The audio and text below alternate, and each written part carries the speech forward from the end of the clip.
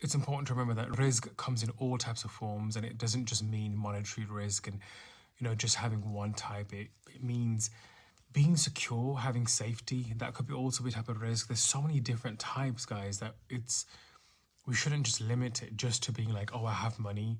Because you could have money, but you don't have barakah in your money, you don't have blessings in your money, and that could be taken away from you. Just think about it. Think about all the type of rizqs that you've been given. Think about all the type of blessings that you've been given, or how much generosity Allah subhanahu wa ta'ala has extended upon you, and you won't be able to even count. You would not be able to count the blessings of Allah subhanahu wa ta'ala and how much He's given to us in terms of how generous Allah subhanahu wa ta'ala has been towards us.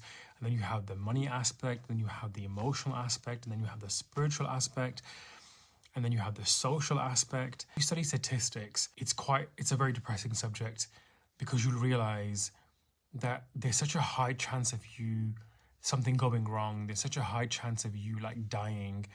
There's so many different ways to die. Like it's just crazy. However, Allah subhanahu wa ta'ala allows so many people to like reach an old age and having been around so many situations, so many experiences that could have put them in a different path, but that wasn't written for them. That's a rizq for them, to have a long life in Allah subhanahu wa ta'ala's worship. So remembering this point is to remember that everyone has been given a portion of rizq, and everyone's rizq is very different. It's not saying you can't have the thing that you're seeking. If you're seeking money, if you're seeking emotional health, it's not to say you can't have that. You should go out and seek that. You should go out and try hard to acquire that. But if that's not something that's written for you and you've tried everything possible, then maybe focus on what actually is working. And again, where is this leading my point to? It's leading us to gratitude. If you're a grateful person, if you're somebody that's always reflecting upon the blessings of Allah subhanahu wa ta'ala in your life, you'll be a much happier person, because you're truly content with what you've been given.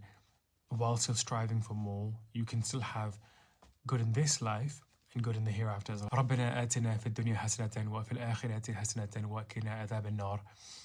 Oh Allah, give us good in this life and give us good in the hereafter, and save us from the qabr and from the punishment of the fire.